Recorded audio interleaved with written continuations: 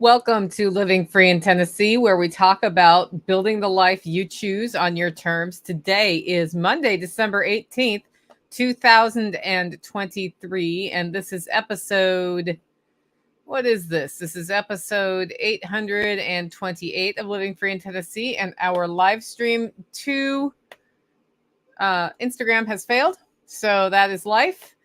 StreamYard has set it up so you can do it again. And I'm sorry about my lighting, guys. Like, by next year, this will be handled, but I have my studio lights need to be charged, and I have not unpacked the charge cables for them from all of the stuff that's been packed up for the last 6 weeks of my life. So I will get it done.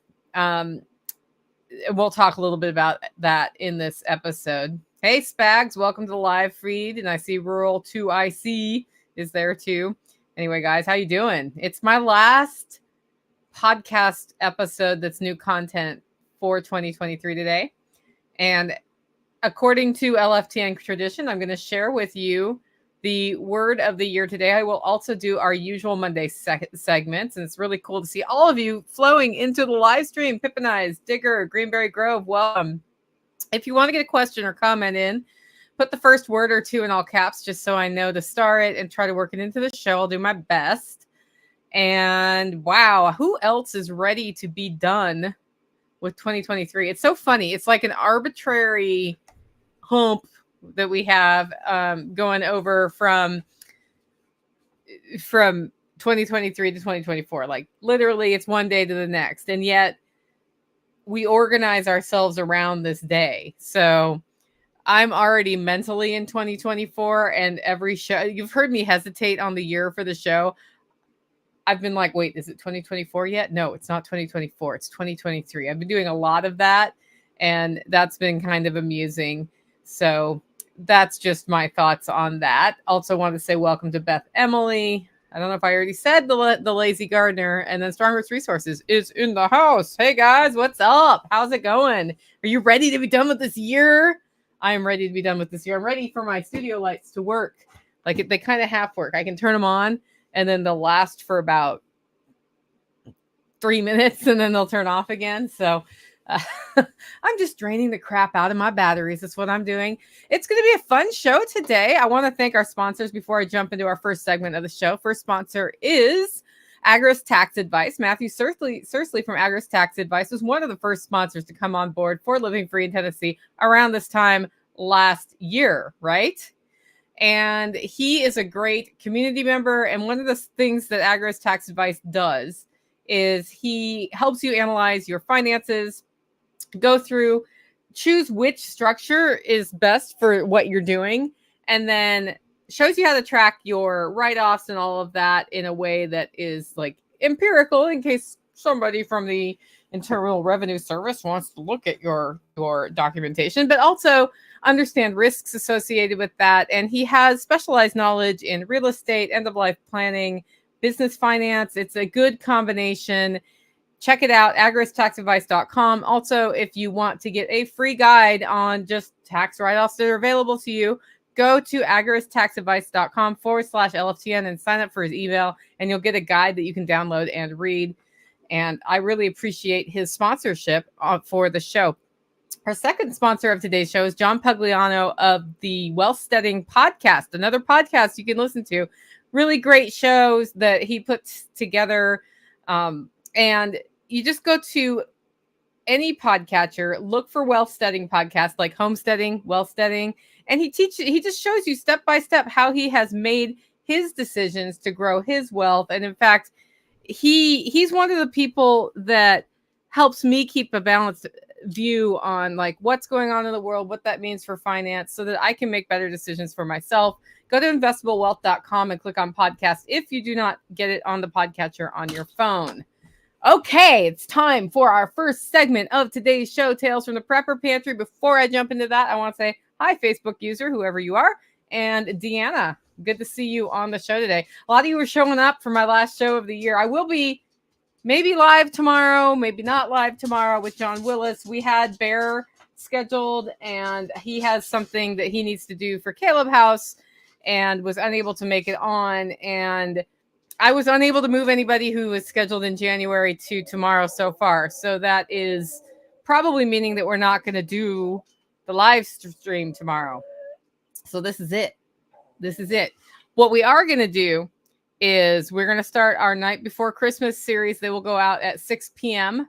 each night between around this. I think we'll start December 20th and it goes through December 24th. So that's 20, 21, 22, 23, 24. That's 5 different versions of the Night Before Christmas poem. We have a redneck version. We have a Scottish version. We have an Australian version. We have a musical version. If I get jiggy, we'll do an actual, like, the classical poem version. And I've been working on writing one for the Holler Neighbors, but we're not done yet. So that's not going to happen this year. But it's kind of a fun way to just ring in the few days between the 20th and Christmas Day. And it's a poem that I just remember really fondly from my childhood. So when I discovered there were all these other versions out there, it was great.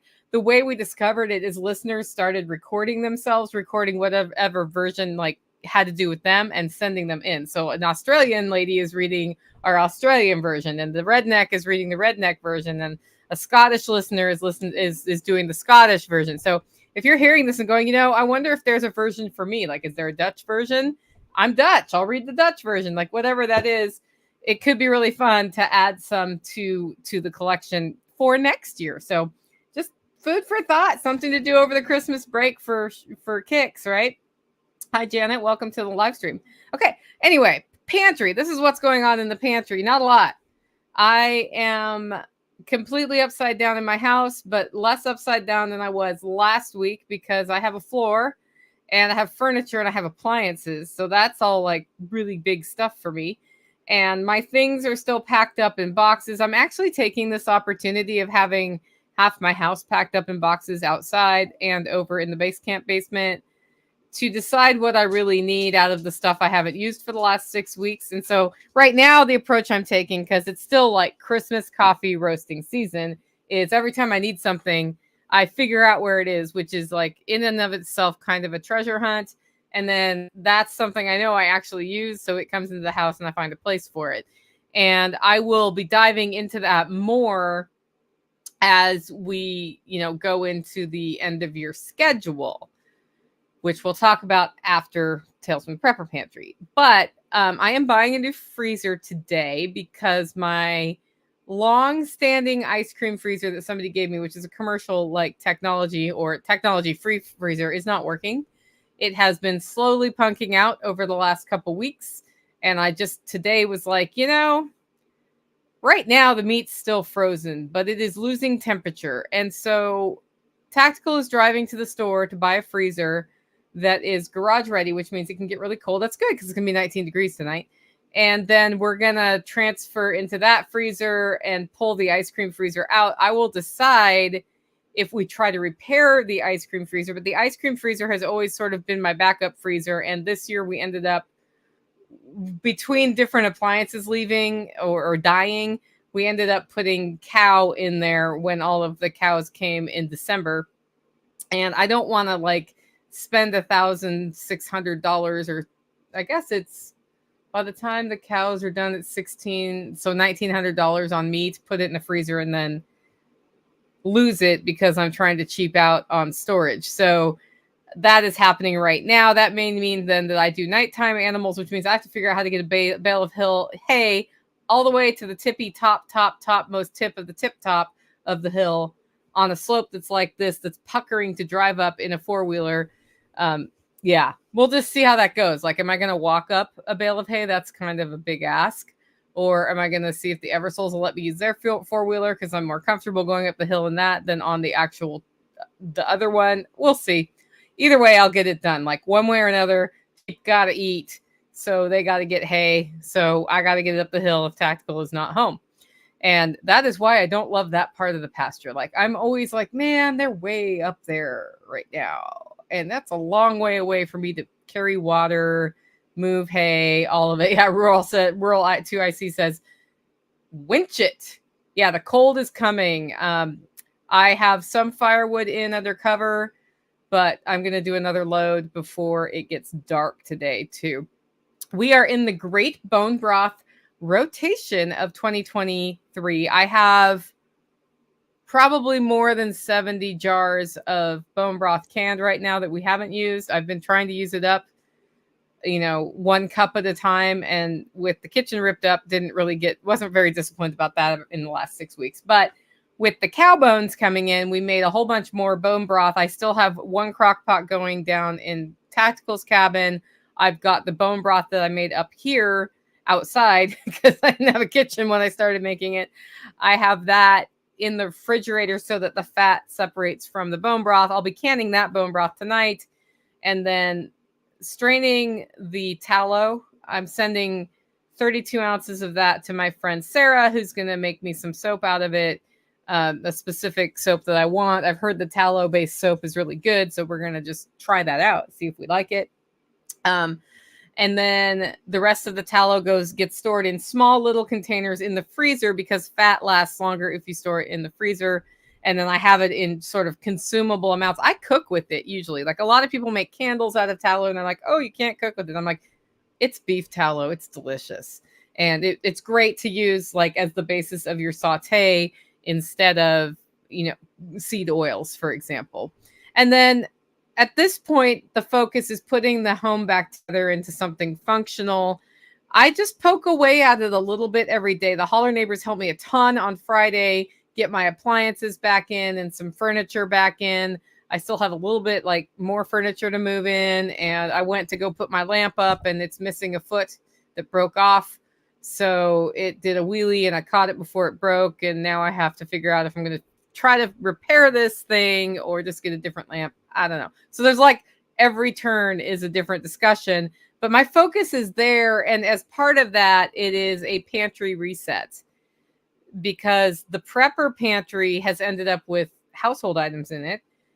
And the household item cabinets have ended up with some pantry items in it that I wanted to have access to. So we're just sort of rejigging everything. I'm taking this as an opportunity to purge, especially things that I don't eat anymore that are stored, because I've talked to you about how we go into other people's homes and like say they've moved from a grain-based diet to a meat-based diet, but they're storing all this grain and can't put meat-based stuff away. We'll get rid of the grain because they don't eat it anyway, right? Or the other way around. I'm in that sort of cusp too, where I've had a lot of half-gallon jars of oats inside my house. I have them because Mama Sauce, who's on the live feed, eats oats, and we have an oat roller. When she comes here, she'll make oatmeal. Well, I don't need 7 half-gallon containers of oats in my house taking up space. Those can go in long-term storage. I can have 1 for when she's here, and then that all works out way better. Our next segment is just a discussion of what's happening schedule-wise between now and the end of the year. As I said, today's the last new podcast. Then we do Night Before Christmas series from December 20th to the 25th, which is next Monday. And then I'm taking time off. I'm taking like time off from Hollow Roast, time off from the podcast, time off from everything. And the only thing I'm working on is regenerating myself, rejuvenating, and getting the household that I'm in more functional so that it's supportive of me going into January. So when we open again, I can hit the ground running. And when I'm doing big projects like that, so a lot of what I'm going to be doing is purging and organizing the house, working on whatever, like taking walks, making sure I go to the pool, like doing all of the things that I like to do. And part of that means I'm going to spend a lot of time doing something that a person with my particular brain functionality has trouble with sometimes, and that's concentrating on things for a long period of time. I either like over hyper focus on stuff or I can't focus. So I find it really helpful during these times to listen to motivational shows and that sort of thing. So we're going to do Motivation Week. I have saved some Tuesday lives, not turned them into audio podcasts that were particularly motivational, like when Karita Lee came on and talked about her weight loss, or addressing the poverty mindset with Toolman Tim, and some other ones like that. I have some really good stories that people told us to share with y'all on the audio podcast, and I am pre-producing those this week to just sort of schedule to go out next week. So you will still get audio podcast content It just won't be live recorded. So if you're seeing me on YouTube and you want to see those, go to livingfreeintennessee.com and you can listen to them straight on the website, or use your podcatcher on your device that you like to listen to podcasts on, download them, and you'll hear sort of I'm calling it Motivation Week. That's right. And Anarchy, no, the word has not been revealed. I'll reveal it at the very end of the episode. We're going to have to go through the why before we go through the what. I mean, for realsy. Of course, there's always our usual segments. Our next segment is the frugality tip from Margot. There is no weekly shopping report because Joe and I kind of missed each other. And the one that I had, or the most recent one, I've already read on the air last week. So we will hear from Joe again next year. This frugality tip came in from Margot, and she says it's holiday baking season, but not everybody has time or funds to make all the cookies. Host a cookie exchange. Maybe do it with a potluck, dinner, and variety of cookies for the price of one batch and one dish. So the idea here is everybody brings a batch of cookies and goes home with, a cookie or two from each batch, so they have a high variety without cooking hundreds of cookies. Super fun and saves you time and money. Happy baking, y'all. Yep, that is actually apropos of a discussion on the Telegram group this morning and somebody needing to go to a cookie exchange. That is really funny. So next up, we have Operation Independence. This is where I talk about developing local ongoing revenue in our lives. And Holler Roast has been the big focus of the month. It is Christmas roasting season. I was roasting as much as I could this weekend and wrapping gift coffee and shipping it out. We are all caught up. All the orders are out that I've had in. The only thing I have left to do is invoice 2 of my customers who sent me like a list of people to send stuff to via email rather than going through the website, because they didn't have to do one order at a time for 20 people, which I'm always happy to help in that situation. They're all out. I drove straight to the post office with 4 packages this morning because they were going all the way to the West Coast, and I wanted to make sure they got there by Christmas. Basically, if you don't get your order in today, it's not necessarily getting there before Christmas. But if you have not ordered your Christmas coffee yet, definitely hit hollerroast.com. The roasting season went well. It was about on par with last year. So it was not growth over last year for this month, which kind of surprised me because it felt busier. So I don't know if that's because of the custom orders not going through my website, because I get the data through the website. I'll have better numbers at the end of the month when I'm done with the end of year finances. And it just, so like in my gut, it feels like Holler Roast has done a lot more. A way I can tell, I think I can look at my shipping and see how many packages I did, and then I'll know if it's more orders. But it's really felt like a lot more.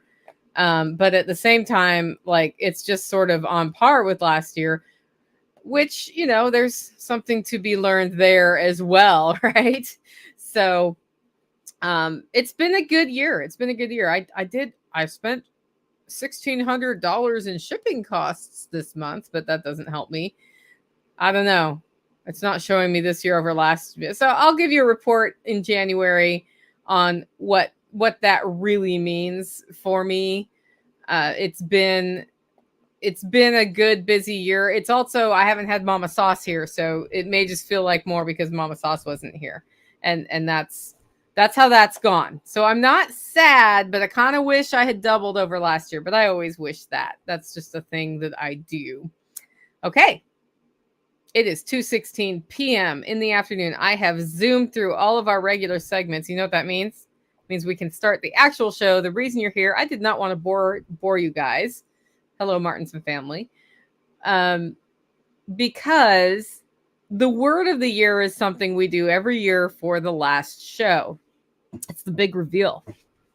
And most of you at this point know what the word of the year is because I've talked about it a few times in the last few months. So even if you're new to the show, unless you're new this week, you've heard me talk about it. And today is the last new show. And I'm going to wander off, go into a time of reflection, rejuvenation. I'm going to catch up on piddly little things that I have put off all month. I'm going to invest in my family relationships. And I'm going to reveal the word of the year. And on Friday, I was like, yep, I'm going to say Monday. You won't know. And the word I had on Friday is different than the word I have today. So I'm really glad I took a little extra time and thought about the word I was going to use, because that was something that it's something where I'm like, I think I know what it's going to be. And then it isn't always that thing. And then we often build my word of the year into this Living Free in Tennessee Spring Workshop, which this one actually might do that pretty well. So we'll see. We'll see. The word of the year is a way to focus yourself on something you want to change in your life. So one of the cool things about building the life you choose on your terms is you get to think about big picture. What do I want my life to be like? You can work with your family. Like, what do we want our life to be like? Not like, hey, I want to run a chicken farm, but like, these are the characteristics of how I want to go. And then this is where I'm at now. And in order to get there, this thing needs to change. And usually there's more than one thing that needs to change. But if you focus in on one thing a year, you make better progress than if you try to change 20 things at once. Changing 20 things at once is a way to set yourself up for failure. And nobody wants to fail. So I became aware of the word of the year concept from Jenny Hill, who's a community member that a lot of you have interacted with. And that's how she took control of her life. And it's cool because it pairs really well with my lifestyle design method, my 3 things, where you come up with a life vision and then 3 areas of focus to get to that vision, and then 3 big picture goals under those 3 things. And you never do more than 3 things a day that are do or die things, so that you achieve. And you can do 1 3 thing. The idea is make it achievable every day. Do at least 1 thing every day, up to 3 things. And if after you've done 3 things, you do a few more things, whatever, right? That doesn't mean you only do 3 things, but there are 3 do or die things. And that helps you prioritize what's most important to move yourself towards the vision you want to go to. So when I discovered the word of the year approach, I thought that's actually kind of cool because I'm prioritizing my priorities, basically. And so the integration there is really cool. And it actually ended up as a chapter in my book about word of the year and how it relates, because it ended up being that integral to the process. And I chose my first word of the year in 2020. And the word I chose was grow. And the first thing that, like, the first notable thing that happened in 2020, I was taking action to go to trade shows and all the stuff to grow. And you guys remember what happened in 2020, where pretty much all trade shows got canceled? Yeah.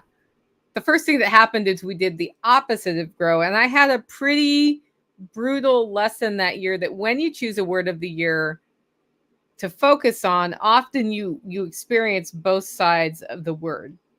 And this sounds like loosey-goosey and sort of not very defined and woo-woo, basically, that you're choosing a word of the year and then magically the opposite happens, as if my choice of the word of the year resulted in the pandemic of 2020. No. I don't think that's why the word of the year works. I think it's because you're in the mindset to focus on one thing that you're going to make happen for yourself. And so the environment that happens around you, it becomes like you see the opportunities that are that word or related to that word, and you feel the opposite of that word in the things that happen in your environment. So you are inviting awareness of the things that need to happen to move you forward. And the risk with your word of the year is you are inviting the opposite thing of your word, the distraction from it, that if you don't choose to prioritize in the way you need to, you could actually fail at your word of the year. And that's kind of the beauty of the word of the year. So I chose grow. And the realization I had from grow was that no matter what happens, it's up to me to decide to grow. And that was the year that Hollow Roast really came into its own, because about halfway through the year, I was like, I don't care if there's a pandemic going on. We're going to sell the crap out of some coffee is what we're going to do. And the community grew, the coffee grew, I grew as a person. It was a really great year. It was a really hard year. Many of you already know that. And I didn't grow. I also thought I'd be growing a bunch of food, and that's like I kind of didn't do great at that because the coffee took full focus. So then after that year, I decided the word to explore was balance because I needed more balance in my life. And the first thing that happened is my life became completely unbalanced. You see where this is going, right? And by the end of the year, I would give myself a B minus on having achieved balance. But I understood that in order to achieve balance, I have to start with my personal balance first every day before I do all of the other things that I will naturally do because I am inclined to be a workaholic. Now, the reason I give myself a B minus on that is by the next year, I did the opposite of balance for a year. And then this year, I did even more than the opposite of balance. So I did not integrate that as a habit into my life. And it has been a recurring theme on my podcast about reminding myself to prioritize my health, my sanity, and myself as part of the bigger picture undertaking that is living free in Tennessee and the Holler Homestead. So I may do balance a second time at some point in the future. So I've just foreshadowed that that is not this year's word. The third word I chose was focus. So after balance, I was like, okay, in order to be more balanced, I have to focus on things. And the lesson from that was that it's great to have a shotgun approach to side hustles to earn enough money to live, because sometimes that's what you have to do, but it's better to do fewer of them more. And then breakthrough was this year's word of the year. And if you've listened to recent podcasts, I realized that I need to do less. So the universe has been screaming to me the same message for 3 words. And I have gotten a B minus on balance. I got a B plus on focus. I got a B plus on breakthrough. And I think it's because this word of this year is what I've really needed to choose for the last 3 years. But I don't think I would have known that had I not gone through the pain side of all of the last 3 words. And as I sort of have gotten towards the end of this year, I've really been thinking hard, like, how can I keep moving forward, do what's good for me, do what's good for the community, do what's good for Holler Roast, all of those things. And at Jack Spirko's workshop, I sat down with my friend Tad and sort of came up with, like, I need to do less. And then every time I talked about what I wanted to do, because I love new ideas, he would just look at me and say, do less, Nicole, do less. And this was the first time at Jack Spirko's workshop I wasn't presenting, so I was already doing less there. And I was like, wow, I get to enjoy people so much more because I'm not doing a presentation, and then there aren't the people who want to talk to you after the presentation, even though I like that too, right? So it became a big joke by the end of Jack's workshop where Tad would just say, do less. So I recorded him in video saying, do less, just to remind myself. I'm like, every so often you should just text me and say, do less, just for no reason, right? Just text me, do less, to remind me to do less. And I was like, well, a word of the year could be 2 words, right? So I'll just do less. And as I thought of the ramifications of that word, it wasn't quite getting where I want to go with my word of the year. Like, it's not just do less. I actually need to do more of some things and less of other things if I'm going to build the vision that we have set out to build here. So it wasn't just do less. And so then I started considering all of these words. And one of the words I considered was stable. And Jenny was like, hey, be careful with that word, man. I got cancer this year, and that was my word this year. And I considered steady because the biggest thing I learned from breakthrough is that if you're going to break through, consistency and steadiness of marketing in my field is super important. And so because I took advantage of opportunities to speak in so many places this year, without a mechanism to maintain the steadiness and the consistency of marketing for the coffee, for the podcast, for the webinars, for all of that, what I experienced was less success in some areas this year because people didn't know stuff was going on. And I also experienced marketing schizophrenia, something I have helped many customers through, to the point where Sue Zoldak reached out to me and was like, "Hey man, you gotta like stop, because you're all over the board and we don't know what you're doing. If I don't know what you're doing and I know you really well, then like certainly anybody new to the podcast doesn't know what you're doing. So you gotta stop."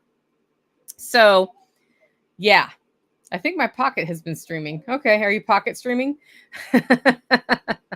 It's always good to have somebody listen to you who's not really listening. Oh, streaming hearts. Okay. Oh, interesting. But steady didn't quite make it. Stable didn't quite make it. I was like, well, maybe consistent or consistency. Maybe I should do that, because it is like, I'm great at starting stuff and I love to start stuff and I get really into it and then I'm done with it. And then one of the things that's worked well with Mama Sauce working with me is she likes to tick things off lists. So once you have a system, like, she's going to stick to that system no matter what. It's what she does. And so like the partnership with her has been great. So I went to the thesaurus.com and I like did all of the searching for those things. And guess what?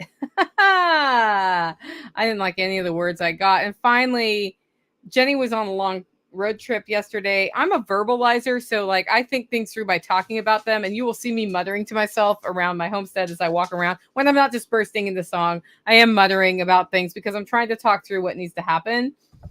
And this has been something that's been a learning curve for Tactical, because I'll like talk to him if you walk by me, I'll just talk to you about what I'm thinking about. And he originally took those as a, we're going to do these things. And I would actually use those words like, I'm going to blah, blah, blah. And Mama Sauce has seen it. Like, I'm going to do this. I'm going to do that. I'm going to do that. I'm going to do that. And today we need to this. And it's very important this other thing happen. And I'm just sort of talking through everything that needs to happen before I decide what I'm really going to do. And, you know, if you come in as part of that, you think I have decided to build a cement wall or something, and you're out there building the wall. I'm like, why are you doing that? It's more important to grow food today, you know? And they're like, but you said over coffee. I'm like, oh yeah. So I've learned with Tactile, I have to say, like, I'm just sort of free flowing right now. And this is not a commitment to anything, but I'm just talking so I can decide. So I needed to talk to a friend, and I had already talked to Tactical, and we hadn't quite gotten where I needed to go. And I really, really thought the word I was going to do today was steady, because consistency wasn't quite right. Stability wasn't quite right. Do less wasn't quite right. But like steady march forward, like rhinocerosing forward, like steady and going, seemed to be where I wanted to go. And I called Jenny and I'm like, it's just not quite setting well with me. And we talked for a little while and I was like, I've got it. I've got the word that I want. And I had to go back and just talk about what I want to bring into 2024. There's some things I want to do. I want sharper results. So sharper results that are more consistent over time and honed in on what our goals are. I want more of less, which is the do less thing, right? Like I want to see more results from fewer projects. A steadier hand, steadier communications, and better balance. And some purging. In order to get there, I know we need to purge. Like I might sell a piece of real estate to have less and do more with less. Okay? So by purge, I don't just mean like the things in my house or the things I'm working on. It's like all of it. There needs to be a really critical eye taken on where energy and activity is put, and the things that are not serving our community, the things that are not serving me, need to go away. Like I'm looking at my desk right now and I have 2 broken phones. No more broken phones in my life. They need to go away. And this is metaphorical for the things that I am also doing that are not bringing results. Okay. So, or that I just don't love doing. Like there are things that bring results that I don't love doing, that if you were listening to the live stream yesterday with Willow when we did her activation conversation,